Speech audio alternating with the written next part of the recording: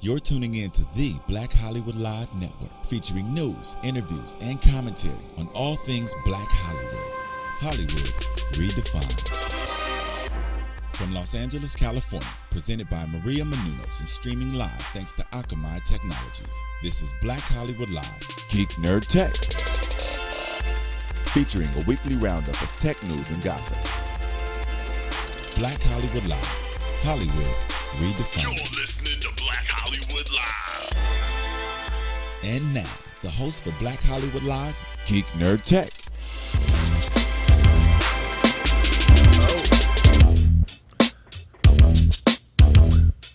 Oh, it's us. I get goosebumps when the bass line thumps. Suck it into your eyes. Now it's time for lunch. That's Eric Sermon. Was that Paris Smith? That's Eric Sermon.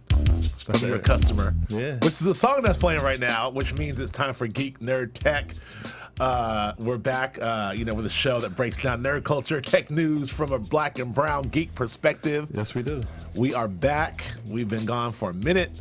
But we're back, and it's good to be back. I'm here, as always, I'm here with my man, Akili Shine. Yes, sir, man. Good to be back. I know we got a lot of stuff to cover. A lot of things been happening on the nerd side, on the geek side, and the tech side. Yeah, so. It's a lot has happened on our watch. But a lot of the good things I want to talk about, we're just in time for. We're going to touch on some video game stuff, particularly Call of Duty. I have Xbox One now, so we can talk about that. I know I got it. Hi, Alexis. I forgot. Alexis is in the booth. How you doing, Alexis? I'm good. How are you guys? We'll talk about Taylor Swift and some music and Foo Fighters, and we'll get into some Interstellar. But before, let's get into some tech news. I want to talk about President Obama and net neutrality. President Obama dropped the hammer down and said his piece on net neutrality, and then dropped the mic and said what? And good for him. I mean, for those of you who don't know, basically the ongoing debate over ISPs, internet service providers, being able to control the speed in which we receive our internet and be able to charge more or less for how fast we get our internet into our homes, the quote-unquote slow lane and the fast lane, and all these different ways for these companies to make more money and basically screw consumers. For sure. President Obama just said no. Yeah. I mean, as he should. It's ironic, though, being that he appointed Tom Wheeler to be the chairperson of the FCC, being that his previous position was at Comcast. So he's in a way kind of like a lobbyist for like these big cable companies. Sure. So by him putting his foot down now, I mean, I think it's definitely a strong stamp of or suggestive of like, no, we have to have free internet for all.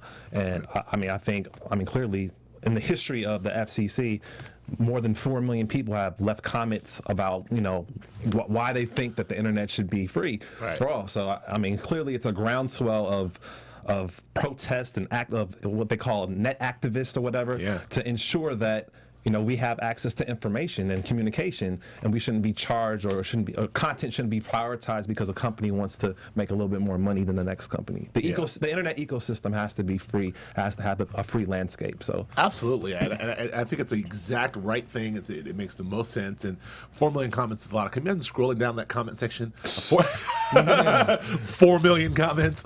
But I absolutely agree 1,000%. And I think that it's interesting because there are some political ramifications, because this does speak to, the right-wingers, I can't say it, the white-wingers. You said it right. The white wing, no, but the right ring, thank you. You got it. Right wing, the right-wingers who really don't like, government interfering in anything, and government this, and and really believe in capitalism, and businesses should be able to do what they want to do and make as much money as they want. And it's capitalism. So this does kind of goes against like, hey man, businesses should be able to charge what they want. It's a free market. Businesses deregulate everything. And now Obama's stepping in with his big government and swinging hhis big government stick and blah blah blah. But you know what? I think he really has this one right. For sure. Do you have any thoughts on net neutrality, Alexis? You're young, so you're young and free. Nope, I'm not gonna do it. No? I'm not even gonna try. Okay, good. But you want a free internet, right? You don't want to pay more for the internet, do you? I mean, yeah, I feel like that the fact that it's supposed to be a market for the fact of being free. I feel like if it's gonna be a lot more problems if they decide to start paying for. I mean, they've been saying that about YouTube and like a lot of other things that that we need to start paying for that, but. Right. I feel like it's just going to cause more problems. But I mean, I think people are going to pay for it, though. Yeah. Well, you got to think too that the internet it promotes economies. Like it's a way to showcase new products, new ideas. It's a way how we communicate through email and instant messaging. It's a way to even promote political, cultural ideas. And so to think that this technology was birthed here in the United States, but the United States in terms of industrialized countries ranks like 38 or 39 in terms of internet speed. That's crazy. Right. Like why do we have such a low speed? Being that we have all the new technology and we have all these things to have access to, why are we ranked so low on that scale? Right. This is true. I don't know. This is God. We're ranked low on almost every scale, from math and science to education to everything else, and the most powerful nation around. Our priorities clearly aren't anything that's to advance the youth and advance this country, but. It's true. So this is a very good thing that President Obama did. I'm with it 100%. For sure. But speaking of changing the internet and really being ahead of the legal curve, SoundCloud now there's a lot of kerfuffle. That's that word, kerfuffle. I like that word. The big sound like a cuss word. kerfuffle over what's going on with SoundCloud. Now SoundCloud has long been sort of a free open space for music lovers and artists to almost like a lab, if you will, to be able to share music. Very famously, artists will be working on something and then just upload it to SoundCloud to get feedback. Our artists will drop something that's unreleased up on SoundCloud. It's a gigantic place for mixtapes. Yeah. You get a lot of mixtapes on there, and it's sort of free. It's like you put it up, and the artist or whoever wants to put it up, and people want to consume it, and it's just a way to share music. For sure. Now. It's been somewhat of a problem because people aren't getting paid, the royalties. Now that we have, you mean labels aren't getting paid? Well, let me take the position of the label. Artists aren't getting paid. we really want the artists to get paid. We don't want to screw the artists. Therefore, we want to make sure that this happens. So right. basically, what Warner Music Group and some others have come in and said, and we now want to. Basically police everything that goes up and make sure that everything that goes up people are getting paid, getting royalties for. Yeah. Now, at the service, that sounds like a great idea. It's like, oh man, artists need to get paid, and man, people's going up and their stuff's for free and they get paid.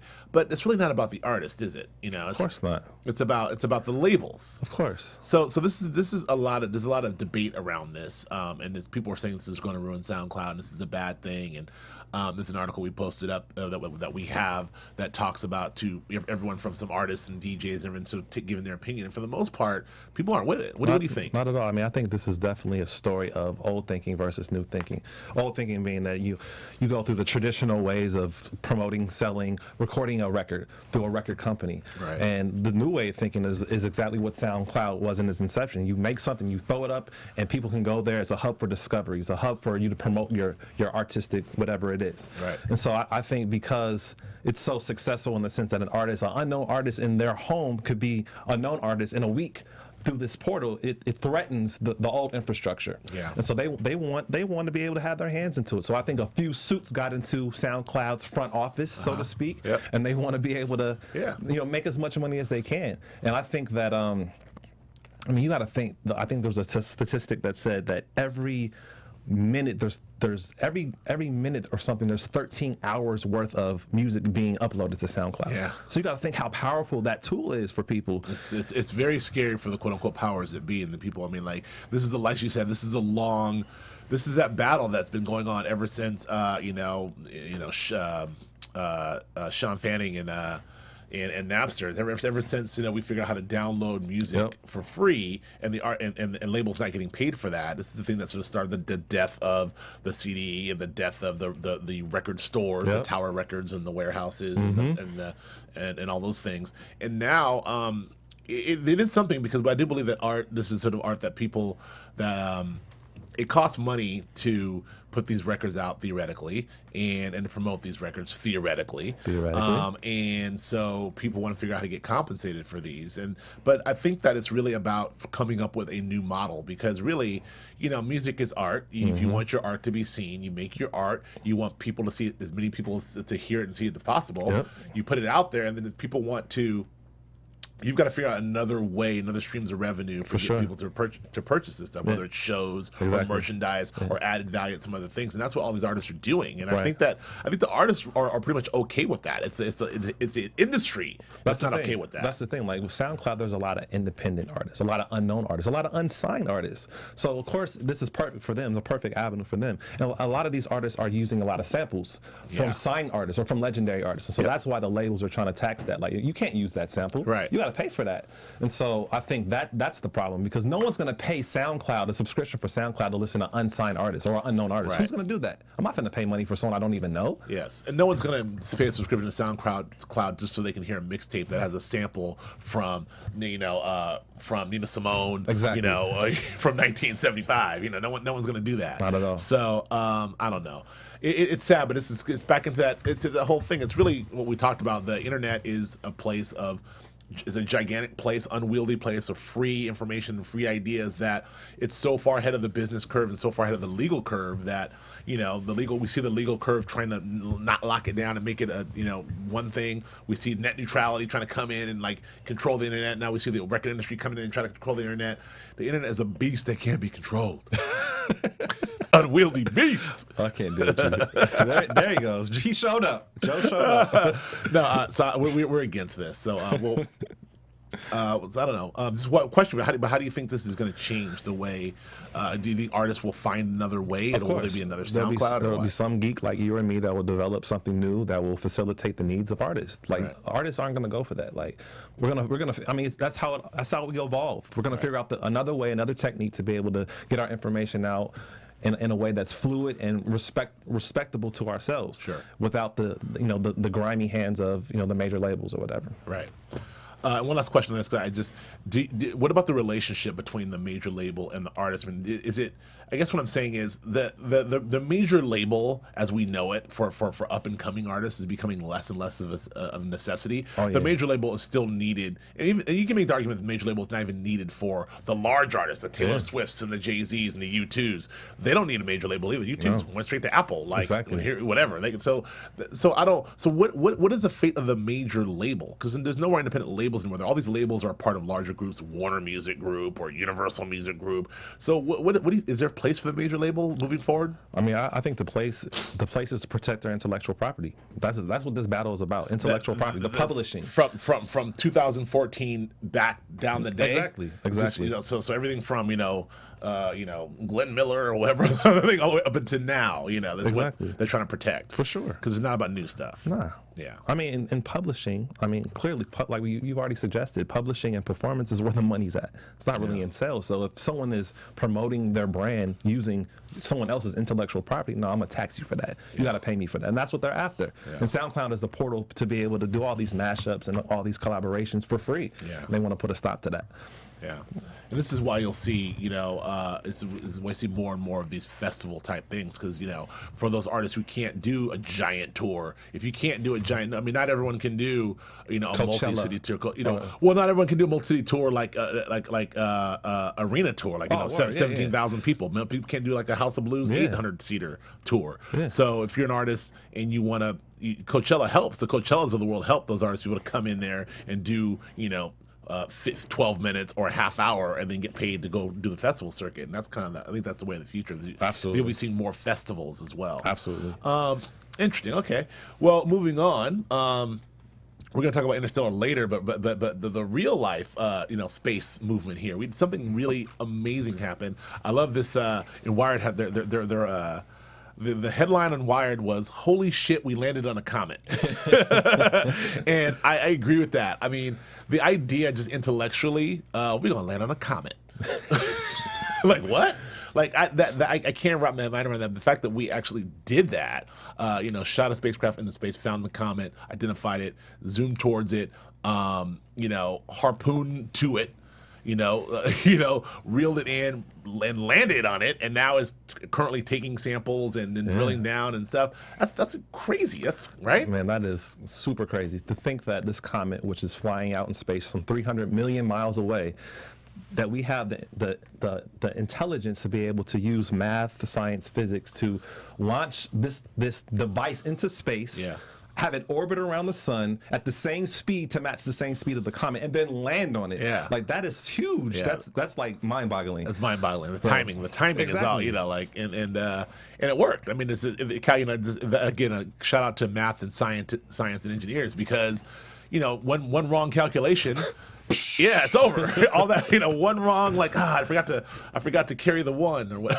And that's why they were high-fiving and shouting, because it was like almost like a feat that wasn't going to happen. So and it did feel like something out of an action movie. The whole idea of like, we're going to harpoon to the comet, and then like, yeah, I love it. So, but it's also interesting. It's like there's so many things that we will be able to find about. About stars and comets themselves, and the gases and liquids and everything else that will see on this comet. It will help us maybe unlock the secrets to, you know, how planets are formed. For sure. Like that, I think that's the biggest takeaway, that a lot of scientists theorize that comets kind of are, or at the beginning of the solar system, and like you said, help form life on Earth, or might even have the organic components to bring life to Earth. Right. Like they don't, like, all that's still a mystery. So to be able to study something so intimately, like, it might provide so much like research for us to understand ourselves as a race, as a species. Yeah, the species, for sure. Yeah, it's really exciting stuff, and really sort of like mind bending. I'm really interested to see what comes back from the comet, you know, and you know, or like, and then what kind of intel and information has come back from that. So I don't know. That's interesting. Speaking of all that stuff, you know, a little movie opened last week. You may have heard of it. Movie. May have heard of it. It's called Interstellar. There's so much. So I'm going to do a little segment where we talk about Interstellar, because there's so much to talk about. I want to talk about, you know, the movie itself and the reception of the movie. I want to talk about box office. I want to talk about all this stuff. I want to talk about Christopher Nolan and his really his plea to sort of shoot this on film and then shoot this in IMAX, and then also use a lot of practical effects and not a lot of digital effects when it comes to like these guys in the spacecraft. And I also want to talk about the science and sort of the backlash to all the science coming out of the woodwork. So this is my favorite segment of today. Yeah. Like, so let's start with you. Like, you saw the film. I saw the film, and for those who have not seen the film and you're listening, we are gonna there will be some. So I'm gonna give a spoiler alert right now, because we're gonna talk about it. So spoiler alert. You can fast forward for, you know, for a while if you don't want to hear about Interstellar. So what did you think about Interstellar? Man, first of all, just from a movie going fan perspective, like it was an awesome 3-hour movie. Yeah. Like, to think that you're in the theater that long and I'm captivated. Like, I'm invested. Like, I think the acting was excellent. Yep. I think the storyline was great. And just the visual aspect of it. I mean, I think that's like, we are all interested in space because it's an unknown. It's an unknown frontier, and so to be able to see like these scientific ideas being executed in such a cool way, like I mean, it's just entertaining. And I think the way it panned out, the construction, the narrative of the story, it was just interesting, and inspiring, almost kind of like Gravity, but like ×3. Yeah, like so. What about you? What was your take just as a moviegoer? As a moviegoer, I thought I was completely blown away. I did feel the length, but I didn't mind the length, because some people's like, oh, the 3 hours breezed by. Like, no, it felt like 3 hours, but I didn't mind it. You know, I saw it at midnight in the actually in the Dome at the ArcLight Hollywood. I saw the 70mm film print, and it was beautiful, it was spectacular. It really made the case for me about movies in general. There is something, you know, there's fundamentally something about being in a dark theater with, you know, 300 other people looking at a flickering image on a screen. That is sort of magic, you know. Absolutely. And then B, about film itself. You know, 120 images, you know, a second flickering on a screen. There's something that does. These are actual photographs that you're looking at. 120 photographs per second. That, you know, there's studies been said that imprints in your brain differently. For sure. You know, than looking at a photograph, even if it's 120 photographs a second. Right. And so there's something really magical, if you will, as they call it, magical about. And this is what Quentin Tarantino talks about, and even J.J. Abrams, and obviously Christopher Nolan, and Martin Scorsese and others. Like, there's something to be said about that. So I was really, that's the first thing I've noticed. That, like, my first take was like, movies. You know, movies are real. They work.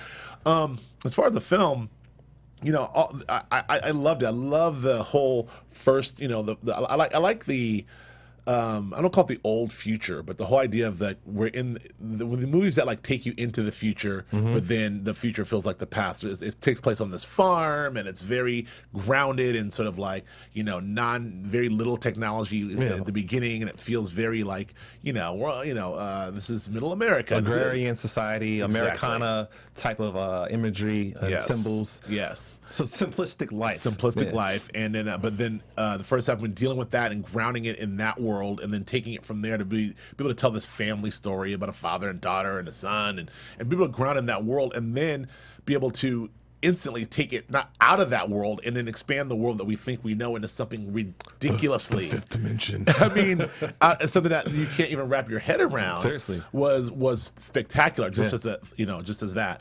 And then I like how you put that, like the microcosm to the macrocosm. Yeah, absolutely.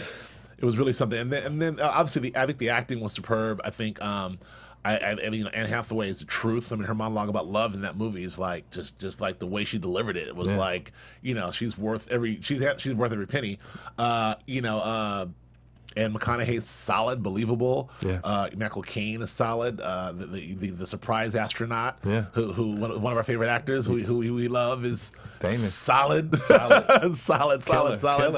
killer every time. I said 1,000 times, I believe that guy in everything he does. Like school teacher, no problem. Super spy, okay. You know, like I'm an astronaut, all right, fine. You know, so he's great. The last thing I'll say about that is about just the movie experience itself is that I really loved the fact that, you know, Christopher Nolan also chose to really lean heavily on not only just real film and everything else, but like practical effects. Like he really loved the idea. He, you know, not talking to him. I didn't talk to him, but listening to interviews and reading stuff. He really like loved them with the right stuff a lot. And you can see all the right stuff influences are all over this movie in the beginning and everything else. But one of the things they did in that movie, because it's from 1983, there's a lot of like film projection stuff on the outside, and so and they're in the capsule and it looks real and all this stuff, and like there's no green screen and digital effects and There's a lot of practical effects to accomplish that. Same thing with 2001. Right. So Christopher Nolan's like, well, where's 2014? Exactly. If they made that shit look so good in 83, why can't we do it in Kubrick made it look so good in 69, we can make it really good. Digital projectors, we've got rigs, and that's what they did. If you really watch the movie again, you notice that like there's not a lot of, I mean, well, aside from the obvious space stuff, but it's everything you see is real, and that gives the movie a certain grounding in reality. It's fantastic. One additional note for me too, which I think in one article, Christopher Nolan, he spelled out like his, and it's with a lot of his films like Inception or Memento or even like the Batman stuff. Like he uses a lot of dimensionality where he'll combine like different time spaces or different time elements with space elements, like how you kind of alluded to it, how you move out of this kind of traditional society into this complex world, or how you move from the past into the future, and like how all these things are coexisting together like seamlessly. I think that as a director, as a storyteller, that's amazing to be able to do that and have like people that don't have a firm understanding or grasp of science, but get it, they understand it. Like it's almost like it's intuitive, like how he told the story. You can get these concepts almost intuitively. Like you kind of get what's going on. Right. And I think that's very sophisticated from a storytelling perspective. It's very sophisticated. And Christopher Nolan, like he says, you know, he's obsessed with time. He's really fascinated and obsessed with time. And you know, Memento is his first large film. Really did a great job of really messing with time and really making, you know that was the first mind like and it's really messing with time and messing with screenplays and messing with everything else. And obviously Inception and even Insomnia to a certain degree, and all these movies sort of really do a good thing of like making you think about what that means. But this takes it to like a new level for me in terms of you know, because we get into relativity and we get into all that stuff, which we'll talk about a little later, but in a second. But I thought it was fantastic. I did think it was interesting that some of the criticism, because the movie was not, it was almost a foregone conclusion that Christopher Nolan's going to drop Interstellar and it's going to be 100% Rotten Tomatoes and win all the Oscars and everyone's going to go away and he's going to go right off into the sunset because he's Christopher Nolan. But it's getting largely positive reviews, but the reviews are fairly mixed. I mean, it's a 74% on Rotten Tomatoes, which doesn't mean it's bad, but the movie does have its detractors, and it's very interesting when you read these critics. some people are really into the first part, like are really into the family stuff in the first part, and then hate all the space jargon stuff. Some people really hate all the family cornfield crap, and then just get to space already. Some people don't want to go back to like when they're cutting back and forth to what's going on Earth versus what's happening, there. People don't like all those stuff. And those are all, to me, sort of personal choices, and I think that.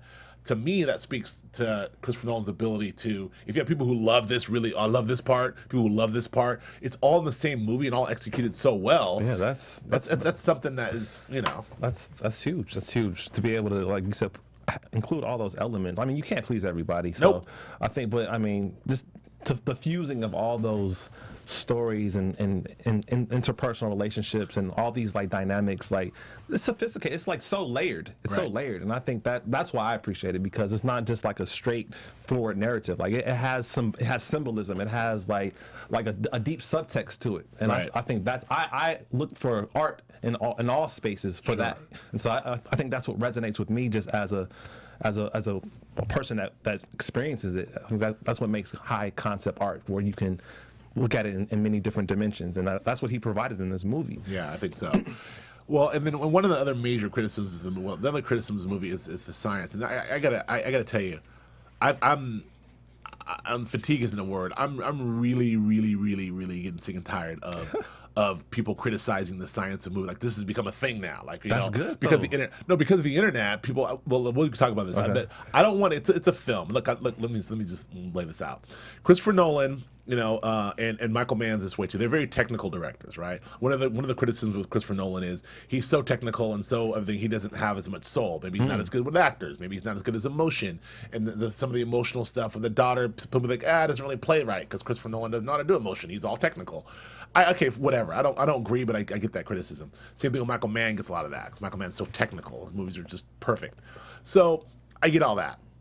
The issue I'm having is, so because he's Christopher Nolan, when he introduces these concepts, it's one thing to do it in Inception when you're talking about dreams, because of the science of dreams, there's no real science on dreams. Of course. So this is sort of his interpretation. So that's one thing. When you're talking about going into space, and you're talking about black holes and wormholes and relativity and time-space continuum and going all that other things, there's years and years versus science started with Einstein and before that's been done on this, and there are a ton of astrophysicists, from Neil deGrasse Tyson and others to Stephen Hawking, who has made their life's work studying this. So when you present this in a film, people are going to come out with the woodwork and question the science. The problem I have with this, I'm almost done with my rant, is people, it's a movie. Right. It's not a documentary. Right. This isn't Discovery Channel. For sure. I walked in, I paid my money to see a film. For sure. I don't need Neil deGrasse Tyson popping out being like, well, the science is wrong. Like, you know what? You're an astrophysicist. Thank you. I've heard from more astrophysicists than I ever need to hear. I thought that gravity was bad. Every time I turn on the internet, every time I fire up my computer, there's another astrophysicist telling me about the science of freaking Interstellar. I don't give a F. I don't give a. The movie, I was entertained. I completely agree with I don't that. want to hear. Tell us how you really feel. I don't want to hear from another Jeez. astrophysicist about this. Don't hold back, Joe. And they're really upset about this whole thing. It's killing me. I don't want to hear from another astrophysicist telling me the science is wrong. Therefore, the movie's a failure. How about I love the movie? No one's talking about the science of Star Wars. Oh, that would never happen. Explosions. You can't build a Death Star in space. That's the point. No one's doing that. That's the point, though. That this movie is so good that it provides an avenue for this dialogue, and it introduces people, kids, us to space, to science, to want to be mathematicians and scientists. It provides that discussion. Sure. It elevates these topics so that the common person, the layman, can get a ground floor understanding of it. And that's why I appreciate the critique, because that's the first thing I did when I watched the movie. What is the science all about? I want to learn more about that. Great. That's a good thing. That is a good thing, and you should be when you know the science, and there should be a place in being able to have a discussion about the science. There was a screening over at the ArcLight the other day with Griffith Park did, and they had a bunch of scientists there for a Q&A afterwards and reception. I love all that, but get it out of my movie review. You know what? It's a fantastic movie. I give it 4 stars, but I only give it 2 stars because the science was wrong. Like, what the F are you talking about? Yeah, I get that point. I mean, Poltergeist, the science is wrong on ghosts. like Alex Papademos from Grantland, who I love, wrote this too. He's like, one of my favorite movies, Event Horizon, is a very similar movie that deals with a black hole, but it's a scary movie, and they go into a black hole, and it comes out, and at the end of that black hole is basically hell, and what comes out of there is this crazy evil, and it's this great movie about like it turns into like a very horror movie essentially about space and what's in that black hole. Where's Neil deGrasse Tyson? Hell isn't in the black hole. That doesn't make any sense. Like, get out of here. See, I get why there's criticism, because it was communicated. The movie expressed like scientific concepts that were almost true to form. Yeah. So to be able, and that, to me, I don't know of another movie that has done it so precise. Right. I don't know. That's why I prefaced it with like Christopher Nolan gets extra critique because he's such a technical director. He's so precise, and he prides himself on like, I'm getting it right. For sure. So people, and the same with Michael Mann. So when you position yourself that way, people are going to be like, you didn't get it right, mother effer. So I don't know. Go ahead. That's all right. I mean, so I think in a way, like, by him providing that for us, like, again, I'm saying the same thing. It just creates a dialogue chamber for us to understand what we saw in the movie. Some of it, obviously, he took liberties in maybe stretching what's scientifically possible or proven or theorized. Like, he took liberties with that. But I think to have the follow up or the backstory of it, I think it gives us a more of an appreciation for what he did do. Right. To me, it elevates the film even more. Sure. So, but I get what you're saying. Like, it is a film. Like, you don't go there to learn necessarily or to get facts. Like, you go to be entertained and to enjoy and to escape. So I get that. Alexis, I know you saw the film too. Did you like it? First of all, I did. I'm gonna go see it in IMAX probably this weekend because I haven't seen it in IMAX yet. What format did you see it in? Did you see it digital or where did you see it? Digital. Where did you see it? Pacific Theaters in the Valley. Okay. So I'm going to the ArcLight. Okay, good. And see it in the dome. See it in the 70mm or 35. Yeah, that's the plan. Okay. I like the film a lot. The ending was kind of confusing for me. I know I read a lot of reviews too, and they were kind of on the same boat. Sure. So I'm hoping, I saw it by myself, so I'm hoping to see it with like friends and discuss about it later. Okay. But I was at that point where I was watching it, and every time it just being blown away by the fact that it reminded me of like 2001 like Space Odyssey. Like, that's where I was coming from watching it, going the practical effects and everything, and I kind of, every time that they were in space, I kind of had to like hold my breath kind of, because it was so it was intense, and it created a real sense of like dread and fear because it's such an unknown as to what's happening. I mean, he sets up tension very well. Man, the tension created on the planet, the fact that we're on this planet and every hour is 7 years back home. Yeah, that threw me for a loop. And it's like, it really makes you scared. Like, oh my God, and the stakes are so high because he's trying to give it to his daughter. See, I think he did a good job of establishing his love for his daughter to make you feel that, because if people criticize, like you said, the relationships or the family connections with her. I think he set it up so well that you understood that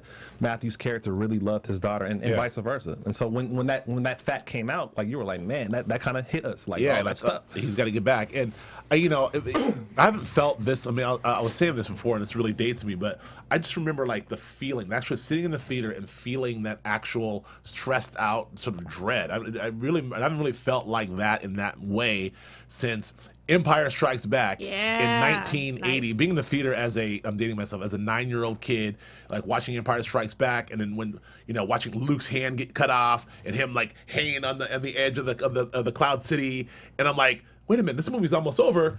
Like, what's gonna happen? And then Vader's like, I'm your father. I'm like, what? No! Credits. And I was like, what? I'm 9. Right. But what I felt in those the last like 15 minutes of Empire Strikes Back, like, really freaked me out. It really just made me like, or in some moments of Raiders of the Lost Ark where you're actually feeling stressed and dread. Like, I felt that in this movie. Like, even just something as mundane as like them trying to dock, like that maneuver of them, like just that got me. The execution of like them getting that rotation right, and on paper it's like we have to rotate it a certain way and we have to dock. It's like you read that in the script, like, okay, the execution of that, then you realize you're watching a fake Matthew McConaughey and Anne Hathaway essentially lean to the left and move a stick, and a fake screen rotating in the background. That's a huge point. Something so simplistic, you're immersed in. You're immersed. Yeah. You're I in was there. like, what's gonna happen? Are they gonna dock? I was literally sitting at the edge of my seat, holding my hands like in my face, going, "What is gonna happen?" Yeah, like, and then knowing the clock is ticking. Like, are they going to get back? Are they going to get back to Earth? And what's going to happen to what is going to happen here? that's why I've always liked Nolan's films. It's not the fact of, yes, you're going there to be entertained, but he also makes you think. Just like Memento was a big one for me. That's how I jumped on his bandwagon. And the fact that even with Inception, like, you're just sitting there, like, with the, again, spoiler if you haven't seen it, like the top at the very end, like, you're sitting there going, fall over. Yeah. Fall over. So it's the same thing, and I think that he always does that really well. And I've read, I've been on the same boat where I've seen reviews of like, oh, their family, we didn't see much about, the family connections, and I was like, and I get that. And then some people are like, oh, it took too long to get to the, to the space scenes, and I was like, okay, I get that. Let's see you write a movie. Man. I get mad. That's exactly what I think of. I mean, I wasn't as angry as you were, but I mean, I also I'm not angry. Be angry? You threw your papers in the air. All right. Jeez. No, I agree. Just to add to that, like the writing aspect of it, the Nolan brothers, man, they're killers. Yeah. They're killers. They can write. I didn't know that his brother produced or writes for Person of Interest. I didn't know that. Oh yeah. He's a killer, and but it's also it's really, at one point this was going to be directed by Steven Spielberg, right? And so at one point, I don't think I would have liked it as much. well, I don't know. I mean, but first of all, Yeah. sacrilege on your part. No, Spielberg, one of my favorite directors. He's on my top 5, but at the same time, I don't know if it would give me that same effect. I mean, well, it's interesting you you say that, because you can actually see the seams a little bit, because that first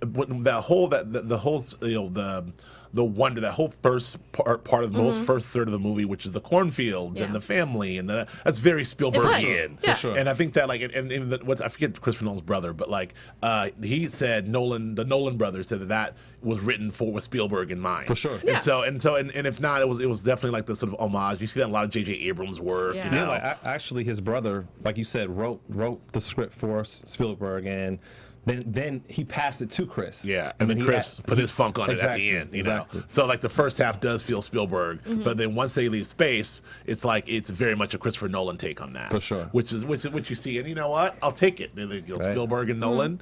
I love it. I don't know. I really like it. Reviews, box office wise, it lost to initially the opening weekend to Big Hero 6, another fantastic movie, but which was a bit of a surprise. But I think it was just the time. I was asking a lot of people about it, and I think they were saying that it was mostly just the time, the length of the movie 3 hours, was really long. yeah. I mean, because Big Hero 6 is only like an hour and a half. it's like 80 minutes. Yeah. Yeah. It's a typical kids film, but Yeah. I also liked it because it wasn't also very typical. It was actually kind of dark, a little bit. Yeah.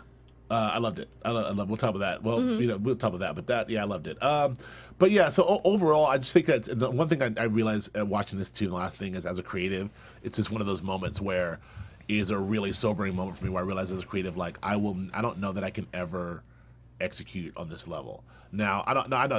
You hate to hear people say that. I'm just saying, when I look at that, I'm like, but you got to think, it's just not him. No, I know. No, I'm 50 well, people I'm not saying I'm behind gonna go out tomorrow and do my Interstellar. Let's go, Akili. Let's go do our Interstellar at the crib right now. No, what I'm saying is, I'm talking about just as an entire piece of work. Everything, like, from everything that encompassed and how that made me feel as a piece of art, as a creative piece, it basically made me feel like I play basketball, but while you're watching Michael Jordan, there's a feeling you feel like, okay, I'm never going to execute on that level, And I even as an aspiring young player, as a kid, I was like, when you think like I want to be Michael Jordan, which I want to be Dominic Wilkins, but that's separate. But I want to be Michael Jordan. Let me tell you, son. All you got to do is go through a black hole. And you can be the younger Joe. That's right. right. Start all over. That's right. I'll do that. But no, looking at it, I was like, God, man. Christopher Nolan, man. It's so funny because I'm on the opposite spectrum of that. Oh. Like, when I see like a film that at that grand of a scale, it inspires me to work harder to what Absolutely. I want to do, and then eventually, hopefully, I can see like, hey, I created that. And don't get me wrong, I'm not saying this is absolutely as inspirational as anything I've seen. There's something else that we'll talk about later that's equally as inspirational to me as creative, but like super inspirational. But it's just definitely it really the guy, particularly because Christopher Nolan and I are the same age, and it's like he's executing at a high level. So I love it. I love the film. So we on that. So let's move on to something that that's broken the internet a little bit is something called Too Many Cooks. Now, oh boy, oof, oh. Well, I don't want to hear from you yet because you're actually too young to appreciate what this is sort of like. Mute my mocking. mic here. All right.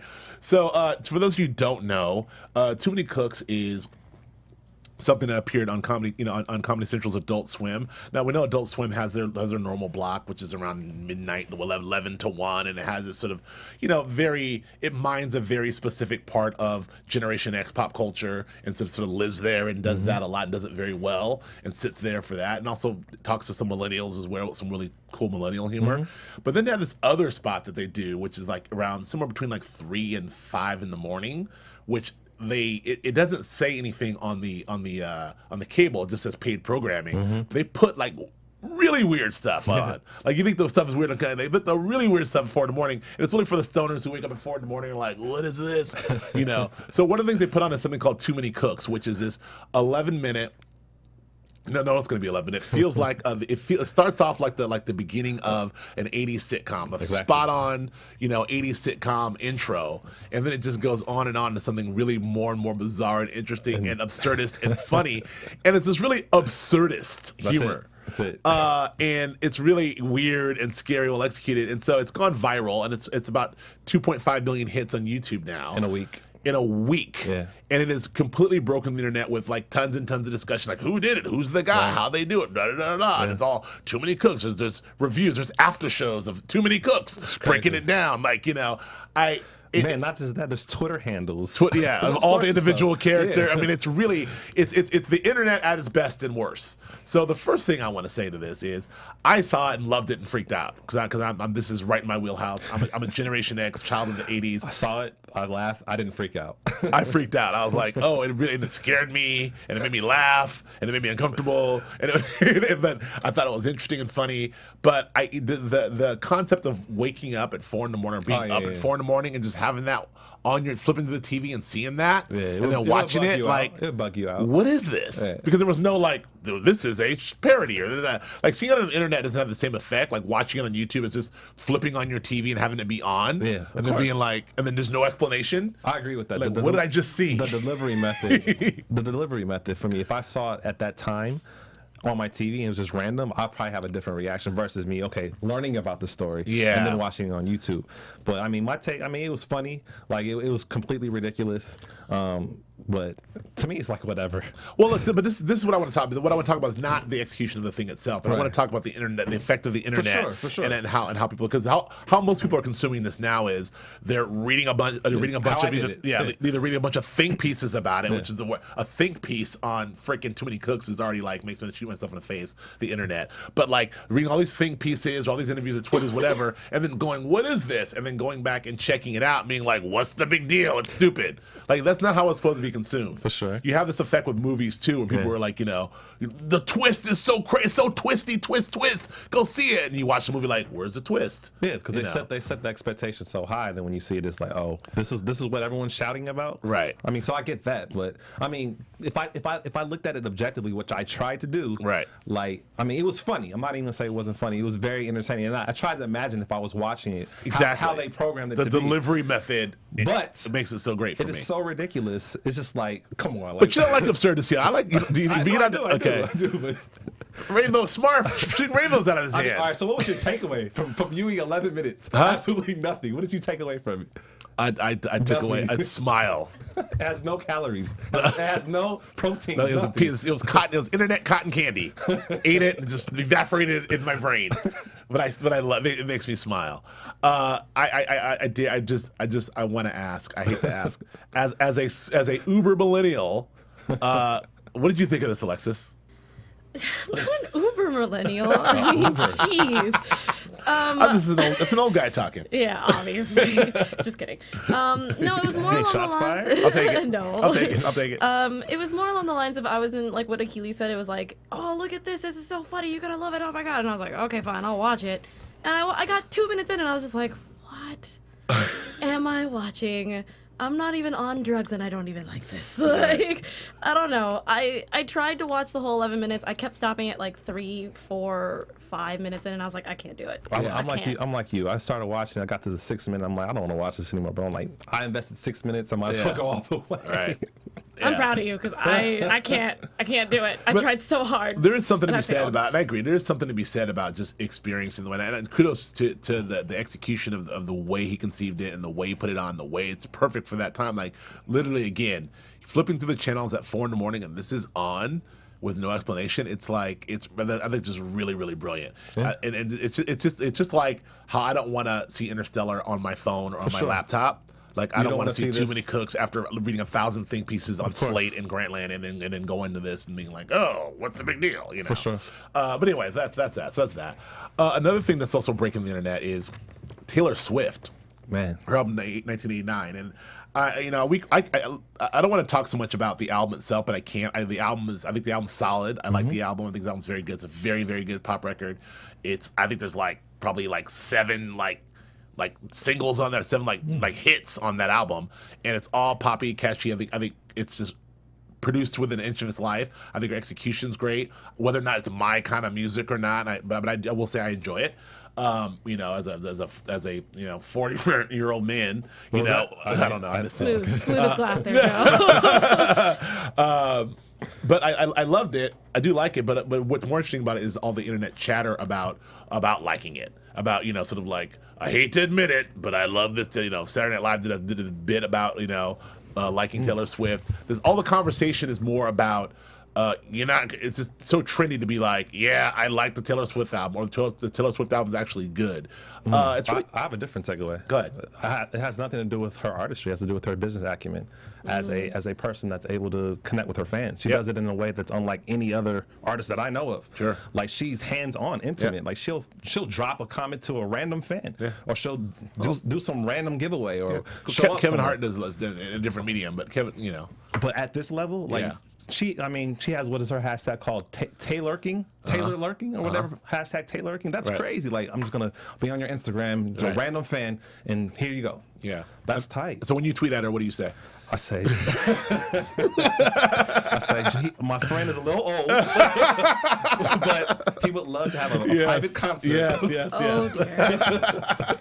No, I mean, no, I agree. But so, and then also it does feel like a construction to deconstruct this. It does feel like very much a construction.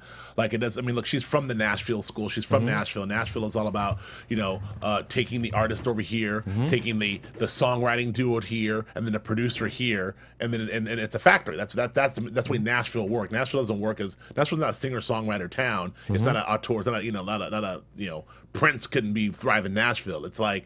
It's this machine, and so she comes from that world, and she's a very good singer, and she writes a little bit, but she has all these writers and producers. She's taken that same thing and applied it to making the perfect pop record, and also graduating out of this whole like bubblegum Taylor Swift, all shucks, licking a lollipop, skipping through the fields. I think that's what Taylor Swift are you listening to? That's the old Taylor Swift I know. That's a normal evolution to me for an artist to be able to make those leaps and bounds, and she does it seamlessly. But again, I stress the point, like she's the only artist in 2014 to go platinum, not just because of her music, it's because of her social media presence. By a lot. It was like her album like sold 1 million copies, and then the next album sold like 120,000. It was like some ridiculous like drop off. But see the point. It's not. It's like number 2 sold 120. Number 1 sold 1 million. It's not just because of her music. Right. It's because of her. She's a celebrity status and her accessibility, the intimacy she builds with her fans. Like it's unlike no other. I studied this topic. Like I can't find anyone that's this like integrated with her fans. Kendrick Lamar. No, not anymore. I don't know.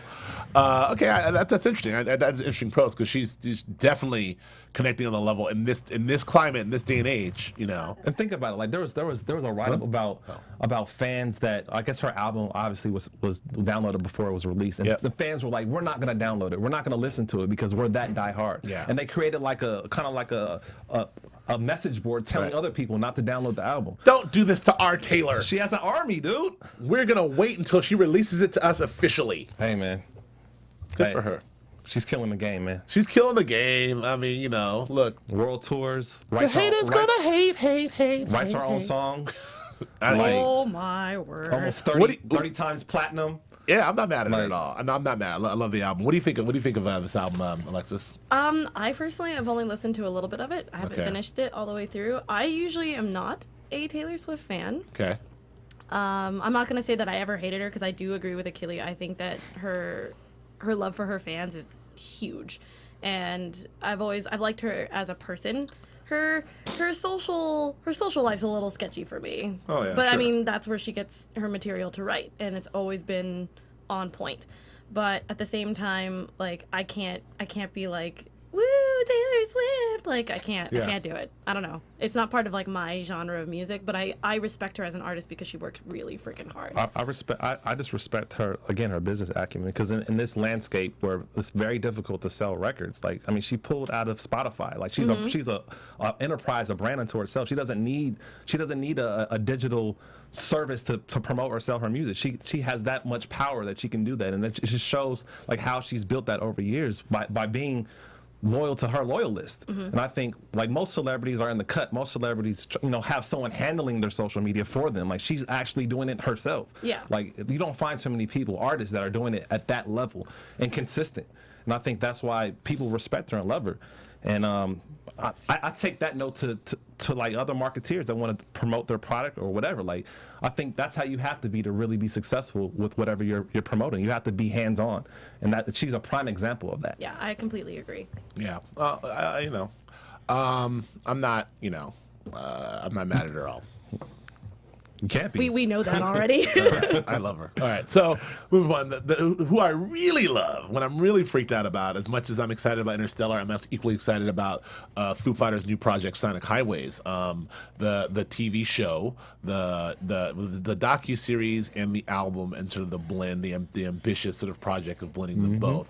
For those of you who don't know, Sonic Highways is two things. It's their new album, Foo Fighters' new album. It's there's 20 years of Foo Fighters being the Foo Fighters, their 20th anniversary. For the 20th anniversary, they decided to do something new. They wanted to record an album in which they visited all the cities that inspired them, that have personal connections to these cities, personally and musically, and then talk to the people who inspire them, and then find a historic place within these places to write and then record an album within that same week. A song. I'm sorry, not a song. And then they go to the next town, and then they get inspired, and then they write and record a song. And they go to the next town, and then they write and record a song. And they do it with Brilliant. They do it with Butch Vig, the longtime producer, who's a great producer. He's a legendary producer. He's fantastic. And what comes out of this is and while they're doing this, they also decided that we're going to document this. Dave Grohl directed the Sound City documentary, which is one of my favorites. There's been another documentary on them on the making of their last album, which is great, which our friend Tim Calandrello edited, and they. Instead of making this into a documentary, because there's so much material, he decided to make it into a docu-series, a multi-part docu-series, and did it for HBO. For sure. So what you have now is each city is an episode. So they go to Seattle, and they'll go there, and then while they're in Seattle, they'll record a song, and then release that song. And when the show airs, the show airs every Friday. So every Friday we get a new track. Right. And then once it's all said and done, we'll have the whole album. Yeah. And the album's already out. Well, I mean that was it conceived, but now it's out. But when it first started, it was like it was that. Right. Now the album's out. But prior to the release of the album, the show was airing. They were giving us they're releasing pieces of songs for sure. So. I am a huge Foo Fighters guy. I'm a huge fan of the band. I'm a huge fan of Dave Grohl. This project's amazing. For a lot of reasons, is because the Foo Fighters are a very, very specific rock band that comes from a very specific. They do a very specific thing. They do like big giant chords, harmonies, melodies, somewhere between Nirvana and some other stuff. And they have punk rock backgrounds and more rock backgrounds. But and what they do is very specific and very great. But what they show in Sonic Highways is their inspirations come from all of music. When they go to talk about a city, they go and they talk to everybody. They talk to Buddy Guy. They talk to the black folks, white folks, everybody that makes the fabric of that town. Organically, naturally, because in rock and roll, is clearly has influences from all these other genres. Absolutely. So, I mean, I see that as an ode, as a sign of respect. Absolutely. So that's why I like it. Like that's dope that you're rewarding your predecessors. You're acknowledging your predecessor. And I think that's dope. And you're also teaching the younger generation. You're teaching. You know what I'm saying? Like where this music, where this music comes from, how it's evolved, right. why I'm the artist I am today, my influences. That's dope. Well, what I love about it is I'm a music guy and I'm old and I know a lot about music and I know a lot about the Foo Fighters. And watching these, I learned so much about music, about these regionally. Like, wow, I didn't know that. Like, there's so much. Every episode, I'm like, oh. So they're doing a deep dive.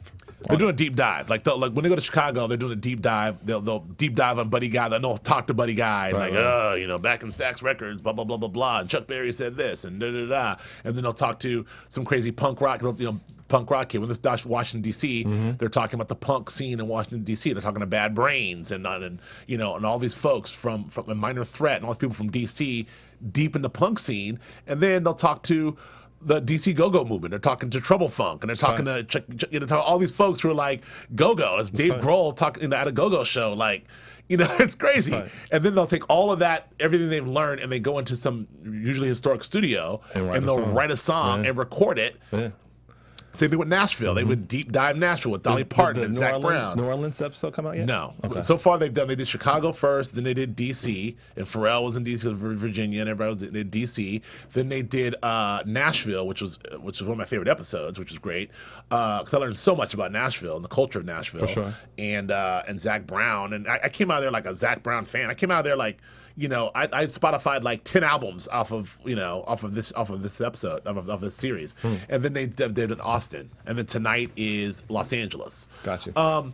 And I'm from LA, so I'll be interested to know what I learned here. But just the one thing I'll say about it is, obviously all the songs I love that I've heard so far, all the songs feature an artist from that area. Austin features Gary Clark and Cheap Trick, the guitar player from Cheap Trick's in Chicago. Zach Brown is in Nashville, so it's really cool the way they incorporate these artists as well. But the music's fantastic, the idea is fantastic creatively. The execution, directed by Dave Grohl, is spot on, and the educational value. So as a whole project, like as a piece of work and art for the 20th anniversary, I think it's Grammys, Emmys, Peabodys. Give it all up. I agree with that. In terms of it's my rant. Go ahead. In terms of the entire body of work, what they're doing, how they're executing it, the strategies that involved in it, I think it's high concept. However, I've read a lot of reviews just about the album, the music itself, and comparatively speaking to previous Foo Fighter albums, it's not as good. Maybe because they're doing stuff that's not normally a Foo Fighter sound, but I still respect like them incorporating different forms of media in this day and age, this landscape, to be able to sell records and educate, like you said, younger generation and then congratulate, reward the older generation. I think the fusing of all those things is cool. Like even the artwork, like it's a mashup of all the cities. You have eight songs, 8 episodes. Like 8 is a number for infinity. Like there's so many layers to it. You know what I'm saying? It's dope. It's very well executed. Last thing I'll say about this is I agree with you. Like the song, I love the songs, but the reason why I love the songs so much is I love almost everything the Foo Fighters do. But I'm invested because I watch them go through the whole episode. Then I watch them incorporate, elements of when Dave Grohl writing the song itself, and they show them actually recording it and what they're thinking about. And so when the song whole process. So when the song's executed, and they execute it in a sort of almost a music video, they shoot it very cool at the end. It's like it's very satisfying. For sure. So even if the song sucks, which it normally doesn't, it's very satisfying. Now, if I just listen to the record, not knowing anything, I may not have the same effect. That's a huge point, because like when you see the groundwork that an artist does, it gives you more of an appreciation for the product, because the process is always more important than the product. Right. And that's cool that they're documenting that, giving you historical context, and then giving you the final output. Like you're getting all those things. Like that's treasure. And that's how I'm viewing this. I'm viewing this as one project to me. Like I'm viewing it as it's almost like the album is the soundtrack to the docuseries. I'm not viewing the standard. If I'm walking through Tower Records, which doesn't exist anymore, and I buy the CD, which doesn't exist anymore, of Sonic Highways, I listen to it. I may love it, but that's not how we consume music and art anymore. Like, for sure. It's one whole project. I watch every episode, I listen to every song, and now I go back. Just like when I go watch a Broadway show and I listen to all these songs, I want to go buy. If I go to Les Mis and I listen to all these songs, I go buy the album. I don't know if I just bought the album from Wicked or something, would I be like, this is great, because I have no context, you know. Sure. So it's very. Question for you, like the episodes. So are they in the interviews, or is it kind of like portrait style? They do a profile. Grohl does all the interviews. So he's in camera. Yeah, sometimes or he's behind camera? sometimes he does mix. He breaks all the regular documenting rules. Sometimes he's in the shot. Sometimes you hear his voice. Sometimes but it's all shut up interview style. But he's doing all the interviews, and then it goes back and forth between interviews and archival footage, interweaved with them actually in the town making the album. So you get a lot of good behind the scenes Foo Fighters stuff, their interactivity, like what they think. Like Taylor would be like, I don't know anything about, I like whatever. Taylor will say something like, I hate the blues. I don't give a shit about the blues, but I love Cheap Trick, or whatever. It'll be it's a lot of that stuff, and it's really interesting. And how they write the songs. And one last thing, like in Nashville, all the guys were really affected by what the Nashville vibe and recording in this legendary studio. And they came in, Dave Grohl came in, and everybody was in cowboy hats, and the intro to the song was the steel guitar, and Grohl's like, no. We're not doing no. We're the Foo Fighters. Take the cowboy hats off. Get rid of the steel guitar. Like it was just that stuff. So it's really interesting stuff. Anyway, loved it. High concept, man. High concept. Loved it. Highly recommend it. Last thing. We only got a couple minutes. Call of Duty, the latest Call of Duty, Advanced Warfare. Advanced Warfare has dropped. It of course has sold $1 bajillion and done crazy business. It is, it really takes full advantage of the next gen situation. It stars Kevin Spacey and Idris. Frank Frank Underwood. Frank Underwood himself. And it's good. I haven't played it all the way through. Conceptually, we saw it at E3. Got to play it. Saw the Idris stuff, and we saw some other stuff. Like, it's really, really, really amazing. The motion capture stuff, the face capture stuff, the gameplay. Just in terms of the story mode. Now, Lord knows what's going on in the multiplayer, in the multiplayer mode, which is where they do most of their business is multiplayer. But I love the story mode. So the fact they're really making the story mode very cinematic, I'm loving it. I agree. Like, I'm not so much as a video game aficionado as you, in terms of playing, but I think there's two schools of thought. Like, one, people think that because Kevin Spacey is such a celebrity, it's hard for them to get immersed in the game, because when they see Kevin Spacey, they don't see the character in the game. They see him. They see House of Cards. It is Spacey, And so I think that was kind of like an argument. Like, even with some of the voiceover guys, like Troy Baker or whatever his name is, like they want to be able to feel like if you're in a world, you're in a world. You don't want to have any reminders of reality. So, and then the second thing is, the technology. People are saying that it looks so real that it's amazing. Yeah. And then I did hear some critique about how the story is communicated. It's so linear that, like, you have to, like, certain gameplay, you have to do certain things, and it's kind of limiting. Yeah. And I think people were criticizing that. They wanted to be able to, I want to shoot you, I don't have to punch you. Yeah. And, like, the game kind of makes you do certain moves at certain times to get to the next level. Yeah, Call of Duty's done that. There's this move where you have to throw a knife, or you have to, grab a rope, and you want to, maybe I don't want to grab a rope, maybe I want to go in there. So it's not an open world. And Call of Duty's games have never been an open world situation, and that's just people just going to get over it. It's really, it's always been, the story mode has been the story mode. For an open world, you can go to multiplayer. Really quick, Alexis, you're a gamer. What did you think?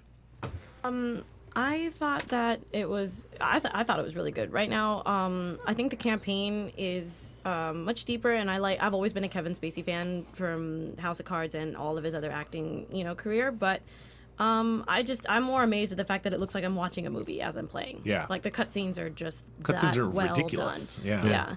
But what's taking over my brain right now is I'm surprised that we didn't get to talk about it today. Was the Master Chief Collection for Halo came out for Xbox. Oh. Yeah. And wait, did it? Yeah. It did. How come I don't have that? That's what I'm saying. I'm really sleeping. It's really good. Like, so it's all all the Halos remastered, right?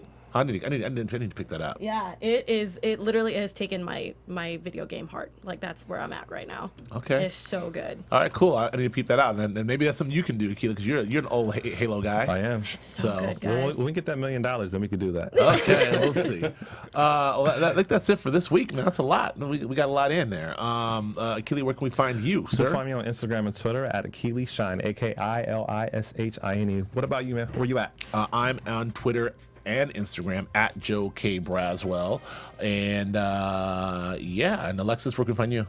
You can find me on Instagram and Twitter at atorres890. That's ATORRES. Thank you so much for listening to Geek Nerd Tech. We got all that stuff in. Go see Interstellar. Go watch it. And go watch Sonic Highways. Go find it. We'll see you next week. Bye. From producers Maria Menounos, Dario Kristen, Tiana Hobson, Kevin Undergaro, and the entire BHL crew, we would like to thank you for supporting Black Hollywood Live, the first online broadcast network dedicated to African American entertainment. For questions and comments, contact us at info@blackhollywoodlive.com. Like us on Facebook, tweet us, or Instagram us at BHL Online. And I'm your BHL announcer, Scipio. Instagram me at Planet Scipio. Thank you for tuning in. Hollywood Redefined. The views expressed here are those of the host only and do not necessarily reflect the views of BHL or its owners or principals.